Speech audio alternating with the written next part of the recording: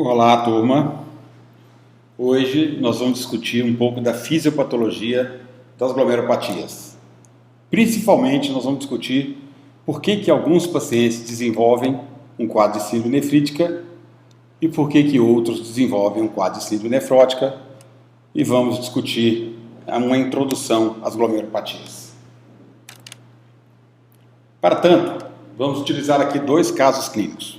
Primeiro, uma paciente de 27 anos que procura seu clínico devido a um edema de instalação recente. Ela não tem outros dados relevantes na história e o seu exame físico não apresenta outras anormalidades, além de um edema de membros inferiores, e ela está normotensa, com PA de 135/85.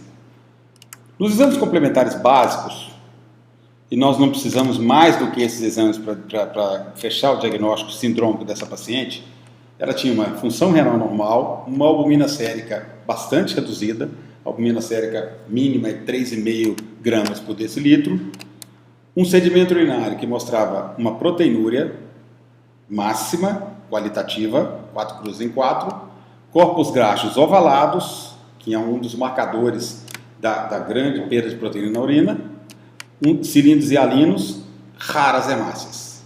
E a relação proteína-creatinina na urina de 10,8. Portanto, com esses dados aqui e mais os dados clínicos da paciente, nós podemos fechar um diagnóstico sindrômico de síndrome nefrótica. Já esse outro caso clínico é de uma adolescente de 16 anos que é atendida no pronto-socorro, e é muito comum que esse quadro aqui seja atendido em pronto-socorro, porque esse quadro não é insidioso como a síndrome nefrótica, é um quadro mais de instalação súbita. Então essa paciente tinha um quadro de instalação súbita de edema periorbital e urina avermelhada. A paciente relata ter apresentado um quadro de amigdalite 2 semanas anteriores ao quadro atual. O exame físico revelava edema de face, uma PA de 150/105, portanto ela estava hipertensa, e uma leve irritação na faringe. Nos exames complementares, o que nós observamos é que essa paciente, diferentemente da paciente anterior, ela tem uma retenção hidrogenada, ela tem uma albumina sérica normal, e ela tem um EAS que já não tem tanta proteinúria mais, de 1 cruz em 4. Ela tem uma hematúria maciça, hematúria pesada, e ela tem alguns biópsias por campo e cilindros hemáticos ocasionais. Então é um sedimento muito mais rico do que o sedimento da paciente anterior. E ela tem uma relação proteína-creatinina, mostrando uma proteinúria, porém uma proteinúria fora da faixa nefrótica, que é 3,5 gramas em 24 horas. Então, gente, o que é glomerulopatia? É uma doença decorrente de dano glomerular que acarreta perdas, alterações variáveis na seletividade da filtração, ou seja, na permeabilidade da barreira glomerular à proteinúria, e também pode alterar o ritmo de filtração glomerular. Então nós vemos esses dois casos ali, que todos dois glomerulopatias, que cursam de forma completamente diferente. Um cursa com quadro de síndrome nefrótica e o outro cursa com quadro de síndrome nefrítica. Vamos tentar entender isso. Inicialmente, só dar uma olhada no que é normal. Nós já estudamos o EAS, mas nós consideramos normal o indivíduo que perde até 10.000 células epiteliais de descamação por ml, 5 POs por campo ou no máximo 10.000 leucócitos por ml, mais ou menos a mesma coisa em relação às hemácias, 3 a 5 por campo ou também no máximo 10.000 hemácias por ml. Normalmente não se tem proteína no EAS, nós sabemos que o glomérulo é muito competente em impedir a proteinúria. Normalmente também não temos hemoglobinas e podemos ter aí alguns cilindros hialinos, mas não é normal ter uma cilindrúria. Lembrar também para vocês que esse aqui é um rim normal na microscopia óptica, que é uma das técnicas que a gente utiliza na biópsia renal. Mais tarde nós vamos discutir as outras técnicas.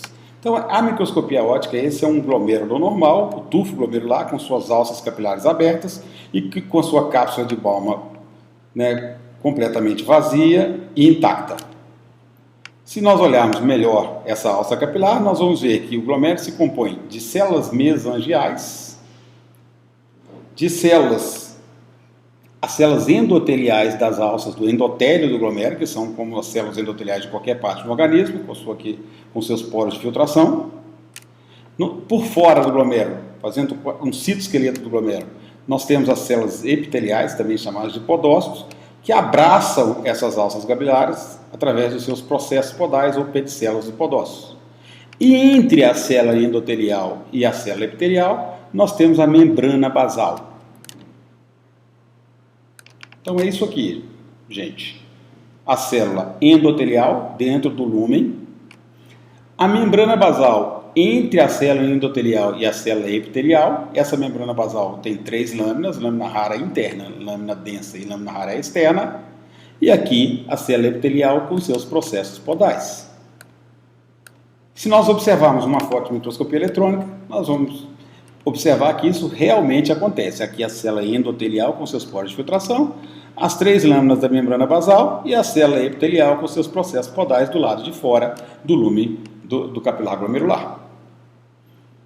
Bom, por fora aqui então, revestindo isso aqui, nós temos a cápsula de Bowman. Vamos imaginar que a cápsula de Bowman está aqui tudo.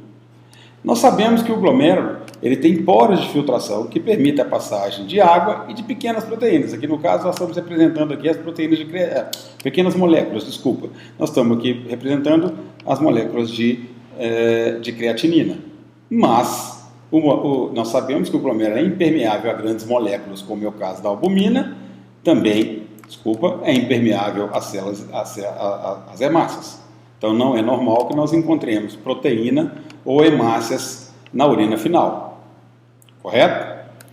Mas se um processo inflamatório qualquer atingir a célula epitelial, levando aí a fusão das suas pedicelas, observem que houve uma fusão das pedicelas, e também uma alteração da estrutura da membrana basal, que vai perder sua carga negativa. A membrana basal ela normalmente tem uma carga negativa que impede, além da albumina não passar pelo seu tamanho, por uma barreira de tamanho molecular, ela não passa porque a albumina tem carga negativa e a membrana basal é carregada com carga negativa. Então, se a albumina encosta aqui, ela é repelida de novo para o lume. Se você tiver um processo inflamatório qualquer que envolva a membrana basal e a célula epitelial, isso faz com que a albumina que não passava, que não aparecia na urina, passe para a cápsula de Bowman e acabe aparecendo na urina final.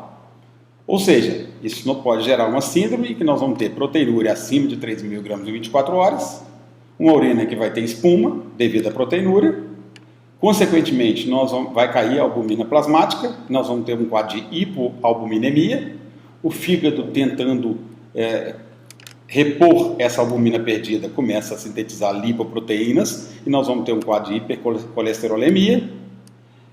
Obviamente, a albumina, nós sabemos que ela é responsável pela manutenção do líquido no capilar, nós vamos perder, e ela é a principal responsável pela pressão aquótica do capilar, há uma redução da pressão aquótica do capilar, levando então a um quadro de edema.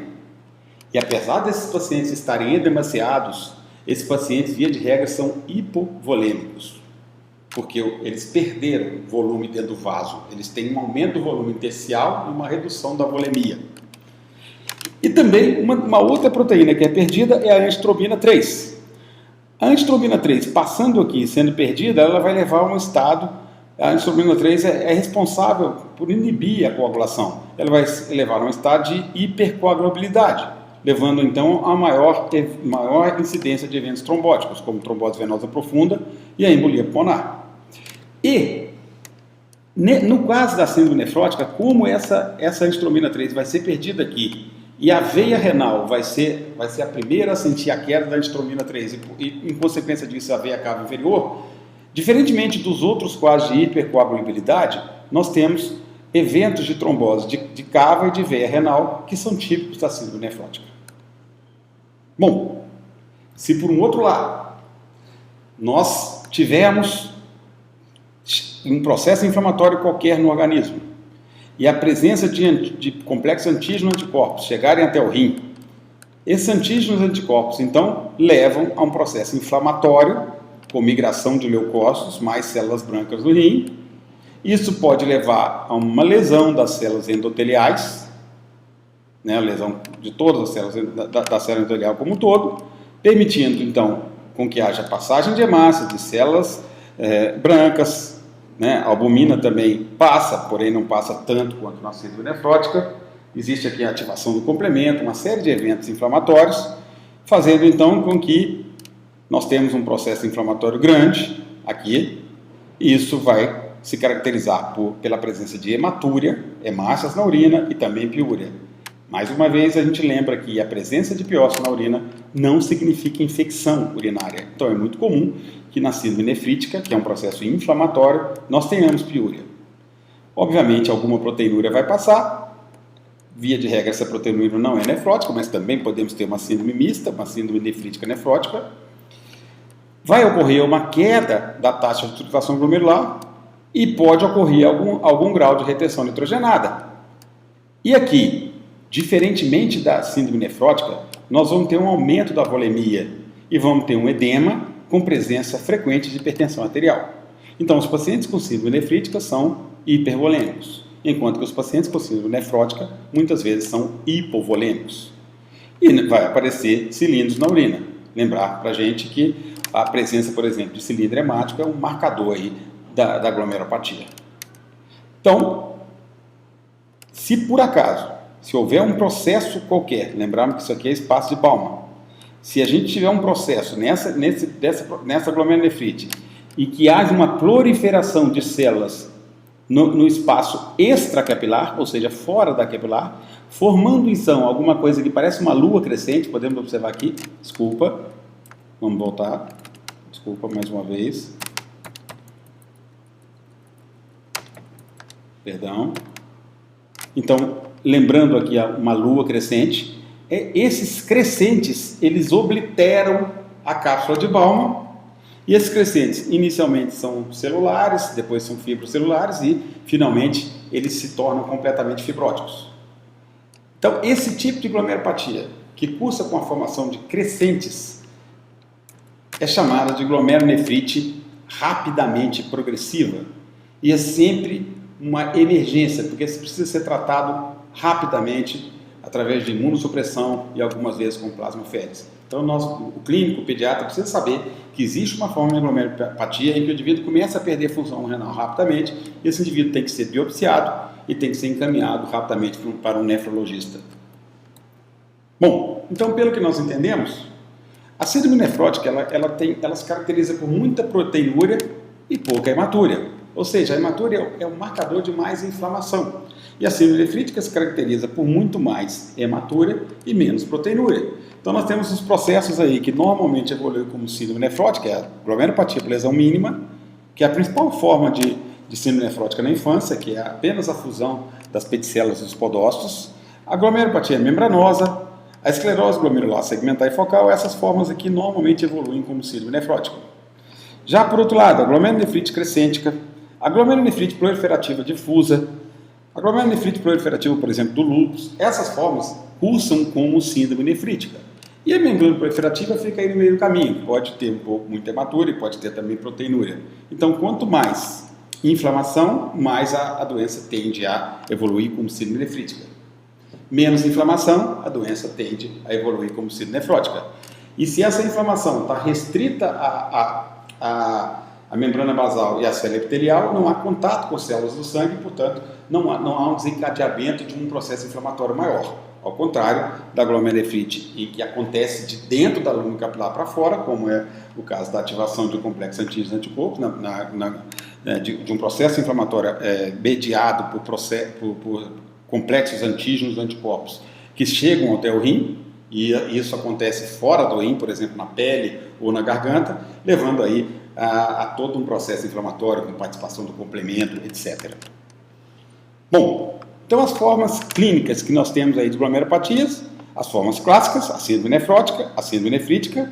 Algumas vezes nós temos um quadro de glomerulonefrite rapidamente progressiva, precisamos saber que existe, precisamos encaminhar rápido ao nefrologista, e nós já sabemos que essa forma aqui está associada à formação de crescentes extracapilares. Nós temos aí algumas formas de síndrome nefrítica crônica em que o indivíduo não apresenta um quadro clínico florido, e muitas vezes, quando ele descobre que tem um processo de glomerulopatia crônica, ele já está praticamente, já perdeu grande parte de sua função renal e já não é mais passivo de qualquer tratamento. E as formas mais comuns, que são as alterações urinárias assintomáticas. Aquele indivíduo que tem uma hematúria macroscópica recorrente, por exemplo, uma glomerulopatia que evolui muito assim, a glomerulonefrite por IgA, doença de Berger, indivíduos que têm hematúria microscópica isolada, indivíduos que têm proteinúria assintomática. E algumas vezes, A glomerulopatia é a causa de uma hipertensão arterial que se julgava primária, mas é secundária à glomerulopatia. Bom, então, classificar a glomerulopatia de acordo com a sua apresentação clínica é importante, fazer o diagnóstico sindrômico, mas uma coisa é fundamental. Quando nós estivermos diante de uma glomerulopatia, nós temos que tentar determinar se essa doença é uma doença primária, ou seja, ela não é secundária a uma doença sistêmica, uma inflamação, uma infecção, qualquer coisa que seja, ou ela é primária do rim. O exemplo clássico é a glomerulonefrite por lesão mínima, né? Algumas formas de GESF, algumas formas de membranosa, a nefropatia por IgA, por exemplo, a princípio são doenças primárias. Mas nós temos também lesões mínimas associadas a linfomas, por exemplo, GESF associado ao HIV, então formas primárias quando não encontramos uma causa secundária. E nós temos aí uma série de doenças e situações como medicamentos, infecções que podem levar a lesões glomerulares secundárias. Então, nós sempre temos que questionar, se o paciente tem alguma exposição a droga ilícita, por exemplo, os usuários de heroína têm uma GESF, que é muito típica. Os indivíduos que têm exposição a mercúrio, como mineradores, por exemplo, podem evoluir com lesão glomerular mínima. Os indivíduos que usam sais de ouro, por exemplo, para tratamento de artrite reumatoide, podem evoluir com membranosa. É clássico a associação do lítio, que é usado, por exemplo, para um transtorno bipolar, com lesão glomerular mínima, e por aí vai. A princípio, toda e qualquer medicação ou droga que o paciente esteja exposto, a gente tem que valorizar e devemos depois procurar saber se aquilo pode se correlacionar ou não com a glomerulopatia. Existe uma série de doenças infecciosas e parasitárias, é muito clássico a GNDA, que é desencadeada por um Streptococcus beta-hemolítico do grupo A, mas também nós podemos ter GNDA desencadeada por um Streptococcus ou por um Staphylococcus lá no coração. A sífilis, que é uma doença que está voltando, pode desencadear formas de doença glomerular. O HCV, classicamente, se associa à glomerulonefrite membranoproliferativa, a malária, a toxoplasmose, indivíduos que apresentam quadro de síndrome nefrótica e são de área endêmica, até que se prova o contrário, tem que se provar que esse indivíduo não tem esquistosomose. Existem várias doenças sistêmicas que também podem estar associadas às vasculites, várias vasculites, a granulomatose de Wegener, a poliangerite, a angeite microscópica, várias colagenoses. Nós sabemos, por exemplo, que não é comum, mas a primeira manifestação do lúpus pode ser um quadro glomerular. A síndrome de Goodpasture, que nada mais é do que uma doença em que há a produção de um anticorpo antimembrana basal do pulmão e do rim. O indivíduo evolui com uma glomerulonefrite rapidamente progressiva e com um quadro de hemoptise. Várias neoplasias, alguns tumores sólidos se associam com membranosa, né, linfomas que podem se associar também com lesão glomerular mínima, as crioglobulinemias, que muito comumente estão, a produção de crioglobulinas está muito associada ao HCV, e isso pode desencadear um quadro de membrana proliferativa, a amiloidose, que é uma doença de depósito, o diabetes mellitus, que é a principal forma de doença, a principal causa de insuficiência renal crônica dialítica no mundo. Bom, muito obrigado pela paciência. Na próxima aula, então, nós veremos as principais formas clínicas e os principais tipos de glomerulopatia. Obrigado, até a próxima.